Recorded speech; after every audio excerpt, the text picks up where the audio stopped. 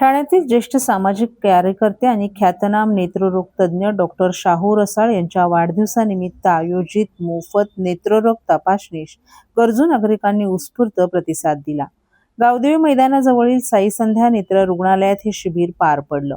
या संदर्भात डॉक्टर शाहू रसाळ यांनी लोकांच्या जीवनातला अंधकार दूर करून त्यांचं जीवन प्रकाशमान करण्याच्या उद्देशानं वाढदिवसाच्या निमित्तानं सहजीवन फाउंडेशन आणि साई संध्या नेत्र रुग्णालयातर्फे हे शिबिर आयोजित करण्यात आल्याचं सांगितलं. मागील 45 वर्षांहून हा उपक्रम राबवला जात आहे. या शिबिरात काचबिंदू, मोतीबिंदू, तिरळेपणा आणि लेसिक लेझरची आवश्यकता असणाऱ्या रुग्णांची मोफत तपासणी करण्यात आली. निराधार आणि अत्यंत गरजू असणाऱ्या रुग्णांवर मोफत आणि इतर रुग्णांवर माफक दरात शस्त्रक्रिया केली जाणार असल्याचंही त्यांनी सांगितलं.